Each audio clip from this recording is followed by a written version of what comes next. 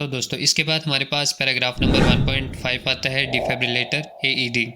यहाँ पे नीचे हमें AED की उन्होंने एक शेप भी दी हुई है और साथ ही साथ इसकी फिगर 4 के साथ हमें इसकी अब्रीवेशन भी दी हुई है, ऑटोमेटेड एक्सटर्नल डिफिब्रिलेटर। नीचे इन्होंने लिखा हुआ if a casualty has suffered cardiac arrest the use of an AED can significantly increase the chance of survival. कि अगर कैजुअलिटी को दिल की तकलीफ़ है तो इस केस में AED एक अहम रोल किरदार अदा कर सकता है कैजुअलिटी की जान बचाने के लिए। ठीक है, आगे लिखा हुआ है an AED will provide electrical stimulation to the heart. कि AED एक दिल को एक बरकी झटका फराम करता है, बिजली का झटका फराम करता है and attempt to trigger a normal rhythm. और इंसान की जो खून की रवानी है, शरीयानों में जो खून की रवानी होती है उसको नॉर्मल करने में मदद करता है। ठीक है, an AED is a very simple to use and once turned on you will be prompted to follow instruction that normally include। कि AED बहुत सिंपल है आसान इस्तेमाल करने के लिए, इसमें कोई ज़्यादा मुश्किल या कम्प्लिकेशन नहीं होती। जैसे ही आप इसे ऑन करते हैं तो ये आपको खुद प्रॉम्प्ट देता है, खुद आपको ये आवाज़ के थ्रू बताता है कि आपने अभी क्या करना है। ठीक है, नीचे इन्होंने पॉइंट दिए हुए हैं कि नीचे लिखा हुआ है exposing the casualty's bare chest. कि जो कैजुअलिटी है या कैजुअलिटीज़ जितनी भी हैं मरीज़ हैं उनकी जो चेस्ट है उसको नंगा करें। मतलब ये है कि उसकी अगर शर्ट वगैरह है तो थोड़ी ऊपर कर लें। ठीक है, बटन वगैरह खोल दें जो चेस्ट के इर्द गिर्द हैं। ठीक है, साथ ही दूसरा पॉइंट है placing adhesive pads on the chest. कि जो AED के साथ एक पैड से होते हैं वो आपने चेस्ट के साथ लगाने। नेक्स्ट पॉइंट है दी AED will analyse the casualties heart rhythm. कि AED खुद ही जो आपका मरीज़ है उसके हार्ट के रेट को चेक करेगा, हार्ट बीट कितनी किस रफ्तार से चल रही है। उसके बाद अगला पॉइंट है if the AED determines that a shock is required it will automatically charge up and tell you when to press the button to deliver the shock. कि अगर AED डिटरमाइन कर लेता है, ये अज्यूम कर लेता है कि शॉक की ज़रूरत है तो ये ऑटोमेटिकली चार्ज हो जाएगा और आपको बता देगा कब आपने बटन प्रेस करना है। इसके बाद नेक्स्ट पॉइंट है once the shock has been delivered the AED will prompt you to check for normal breathing and heart beat. If not you will be reminded to resume CPR। कि एक दफ़ा जब shock deliver हो जाता है casualty को तो AED आपको प्रॉम्प्ट देगा कि खुद ही आपको हिदायत देगा कि नॉर्मल ब्रीथिंग और हार्ट बीट आप चेक करें कैजुअलिटी की। अगर नहीं हो रही तो ये आपको याद कराएगा कि आप अपना CPR रिज्यूम रखें। यहाँ पे नीचे इन्होंने एक खाना दिया हुआ है सेफ्टी का। Do not touch the casualty while the AED is analysing the heart beat, this will interfere the electrical signals. इसका मतलब है कि जब आप AED के ज़रिए कैजुअलिटी की हार्ट बीट चेक कर रहे हो या तो उस दौरान आपने कैजुअलिटी को टच नहीं करना, क्योंकि ये जो AED की सिग्नल हैं उनमें रुकावट पैदा कर सकता है। ठीक है, नेक्स्ट पॉइंट है be aware of water when using the AED। For example at a pool और इन अ बाथरूम द प्रेजेंट्स इलेक्ट्रिक्शन हैजर्ड। कि जब पानी से बहुत ज़्यादा एहतियात करनी है जब आप AED यूज़ कर रहे हो। फॉर एग्जांपल अगर आप पूल में हैं या बाथरूम में, ठीक है, क्योंकि ये एक बिजली का झटका दे सकता है जो आपके लिए भी नुकसानदेह हो सकता है, तो इसके इस्तेमाल के दौरान आपने पानी की से बहुत ज़्यादा अवॉइड करना है। तो दोस्तों इसके बाद हमें रिकवरी पोजीशंस फॉर अडल्ट दी हुई है। The following steps can follow to place an adult into recovery position. ये यहाँ पे नीचे कुछ स्टेप्स दिए हुए हैं, आपने ये रीड कर लेने हैं। इसके मुताबिक ये वीडियो भी आप देख सकते हैं कि इस तरह आपने किसी भी अडल्ट को रिकवरी पोजीशन में रखना है। ठीक है, kneel next to the casualty, place the arm nearest to you across the casualty's body with palm facing upward. ठीक है, ये आप सारे देख सकते हैं। अब इसके नीचे हैं तो यहाँ पे सेफ्टी का एक ऑप्शन दिया हुआ है कि if you think that the casualty has spinal injury you must not move them, instead gently open the jar to provide an airway and seek immediate medical assistance. कि अगर आप ये सोच रहे हैं कि कैजुअलिटी को स्पाइनल इंजरी है, जो रीढ़ की हड्डी है वहाँ पे कोई मसला है, तो आपने उसको हिलाना नहीं है, बजाय इसके कि आपने उसकी सांस लेने को बहाल करना है और फ़ौरन आपने अपने जो मेडिकल असिस्टेंस है इससे रब्ता हासिल करना है। ठीक है, इसकी हेल्प लेनी है। अब इसके बाद नेक्स्ट है recovery position for a baby. If a baby is breathing normally but is unresponsive cradle them in your arms with head titles downward. कि जैसे कि आप पिक्चर में देख रहे हैं कि अगर बच्चे को सांस तो नॉर्मल आ रही है लेकिन वो अनरिस्पॉन्स है, कोई रिस्पॉन्स नहीं कर रहा, तो आपने उसको बाजू में उठाना है और उसका सर नीचे की तरफ रखना है। This will allow the airway to remain open and prevent choking, immediately call for medical assistance. ठीक है, तो इसमें यह है कि इसकी जो बच्चा है उसके सांस लेने में आसानी रहेगी और साथ ही साथ आपने मेडिकल असिस्टेंस को भी फ़ौरन कॉल करनी है। तो दोस्तों इसके बाद हमारे पास नेक्स्ट पॉइंट है ट्रीटिंग शॉक। अब शॉक क्या है ये हम नीचे पढ़ेंगे। Shock is a serious condition that occurs when there is not enough blood flow throughout the body.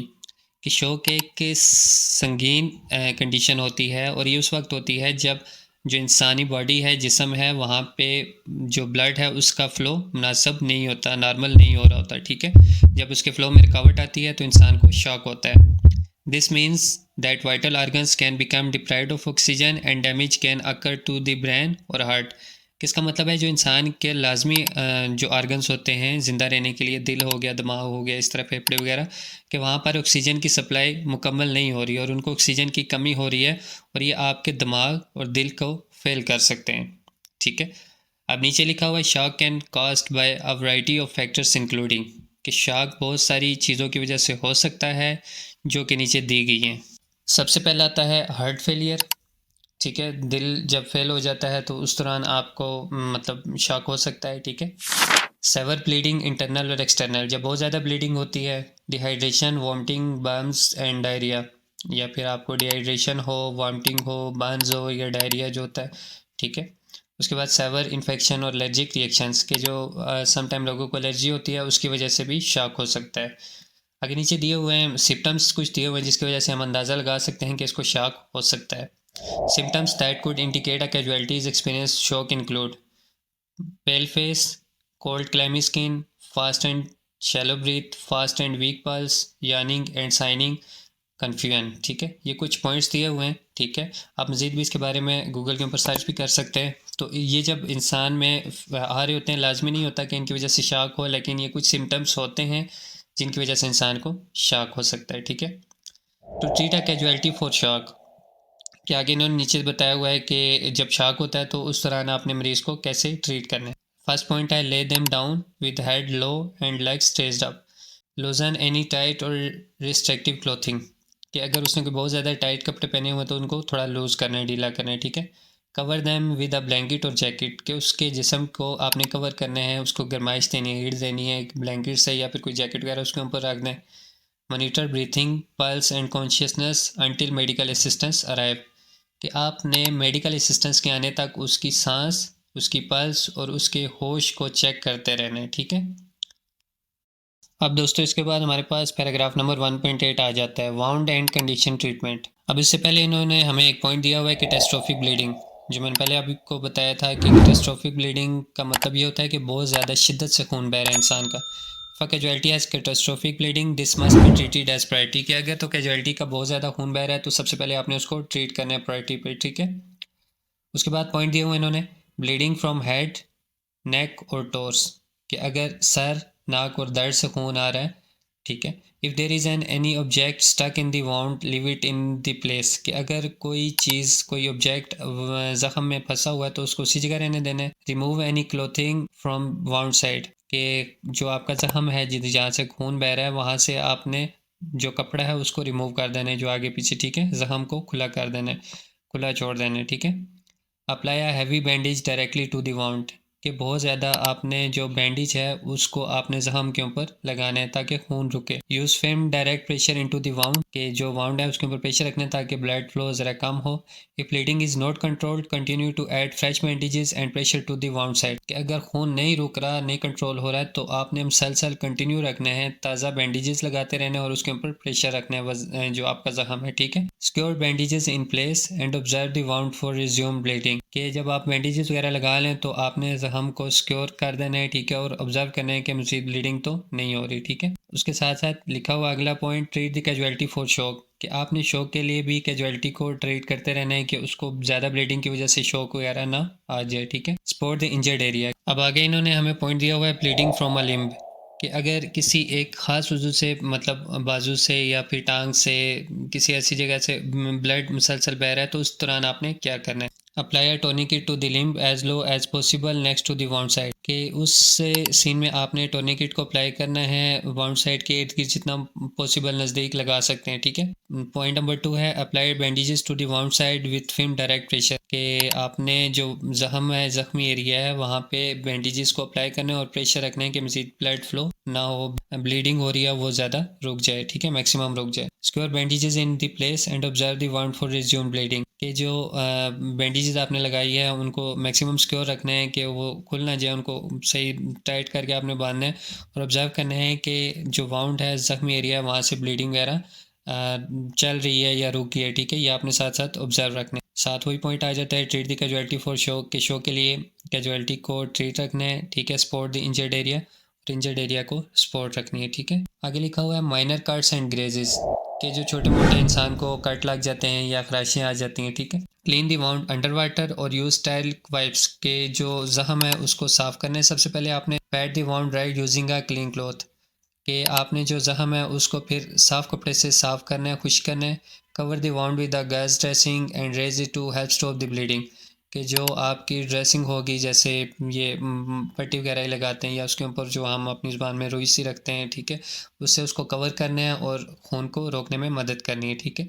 Remove the gauze and apply a clean dressing to the wound, कि जब आप वो रुई से हटा लेते हैं तो साफ जो ड्रेसिंग होगी वो दोबारा वाउंड के ऊपर करनी है। अब नेक्स्ट पॉइंट है spinal injury. The most common cause of a spinal injury is extreme force, twisting और बेंडिंग, कि बहुत ज़्यादा जो आम वजूहत हैं जिनकी वजह से रीढ़ की हड्डी में मसला आ सकता है, कि बहुत ज़्यादा शिद्दत की चोट लगी हो कमर पे, ट्विस्टिंग और बेंडिंग के इंसान को अगर मुड़ गया हो बहुत ज़्यादा, समटाइम गिरने से होता है ऐसा, या फिर कोई बहुत ज़्यादा वजनी चीज़ कमर के ऊपर लग जाए। पॉसिबल वजूहत हो सकती हैं स्पाइनल इंजरी की, वो नीचे दी गई हैं। फाइलिंग फ्रॉम हाइट, कि बहुत ऊंची जगह से अगर गिरे बंदा।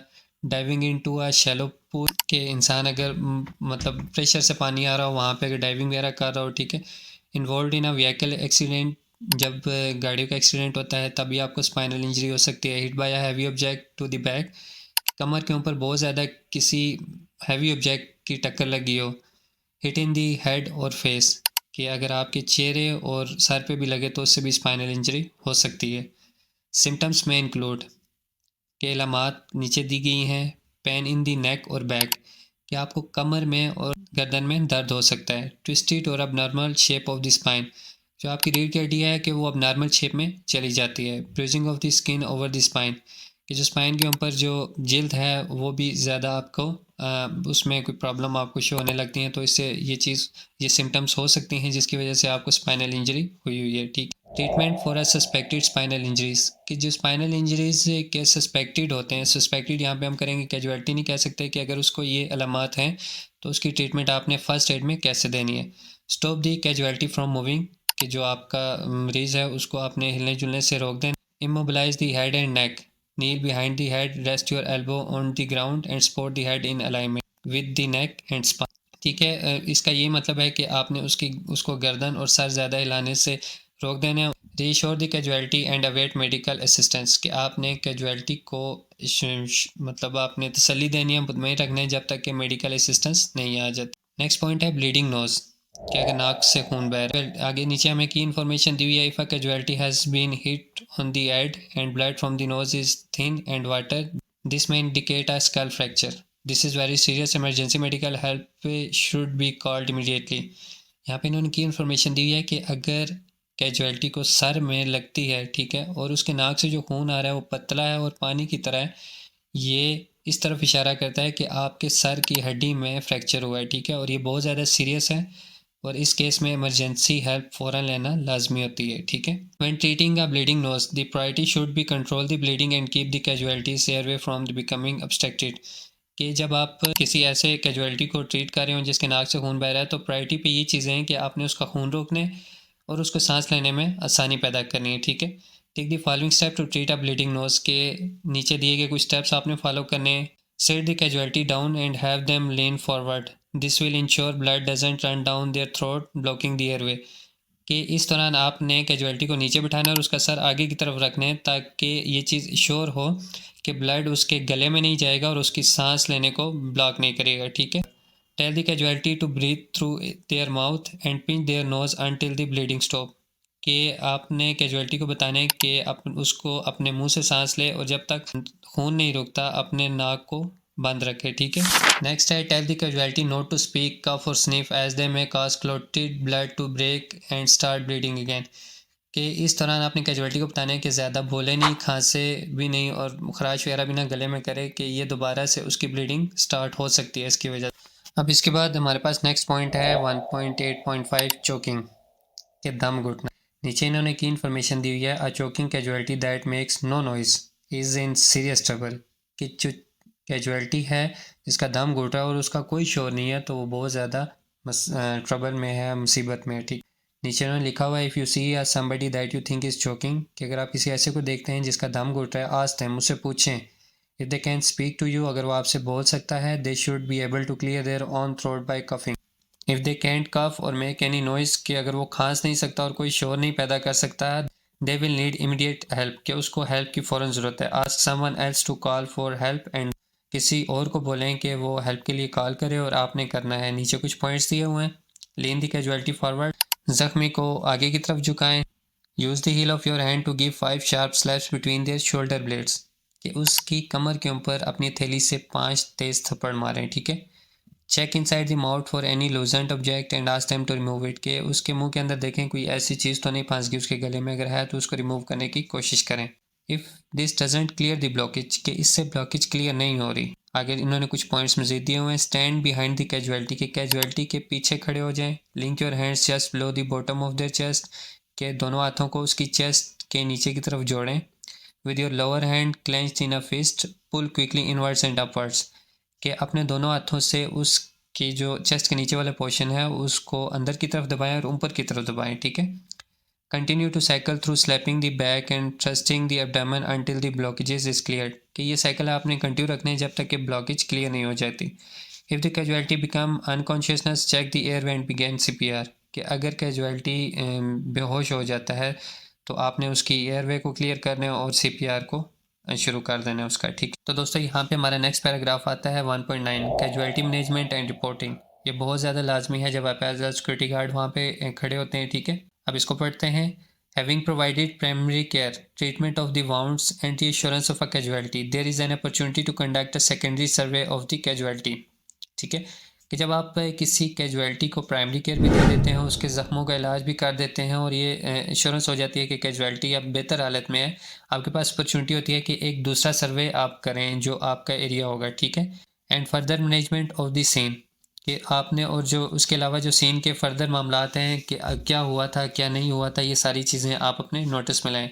It is good practice to keep notes, ये बहुत ज़रूरी है कि आप उस दौरान अपने नोट्स भी तैयार कर लें, as this will enable you to complete an informative hand over of the casualty to the medical professionals and support the preparation of an incident report. ये चीज़ें आपके बहुत ज़्यादा काम आती हैं कि कैजुअलिटी को मेडिकल प्रोफेशनल्स के हवाले करने में, और साथ ही साथ आपके पास जो इंसिडेंट की आपने रिपोर्ट देनी होती है अपनी ऑर्गेनाइजेशन को, उसकी तैयारी के हवाले से भी, ठीक है।